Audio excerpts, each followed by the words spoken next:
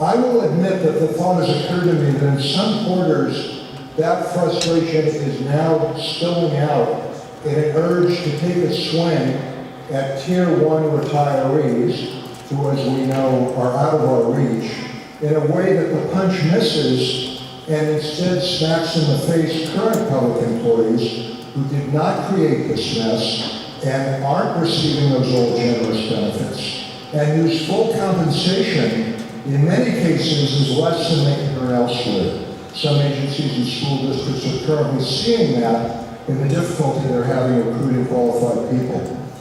Mr. President, this bill is not fair to this small percentage of Oregonians and not worthy of us. Beyond that, I don't think it's old enough to match the urgency of the problem. We can do this differently. We don't have to accept the premise that we have only two options. Do nothing, which, as the carrier and others have said, is not an option, or pass this unbalanced bill. We can take a breath and realize that despite the pressure of the last 24 or 48 hours, we don't have to push a bill out of this chamber today. We can take a short period of time to balance it with other revenue options and would acknowledge this debt belongs to all of us and could even take it on more aggressively than this bill does, so that Oregon cities, counties, school districts can more quickly get back to concentrating fully on the jobs we need them to do. I hope that doesn't sound naive. Which revenue options are those? That's the big question, right? As it happens, over the last year, dozens have been analyzed for strengths and weaknesses, more than enough ingredients to put together a sound, shared responsibility package.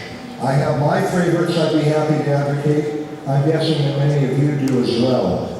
None of my choices are politically easy or pain-free, but we already know that about the PERS challenge.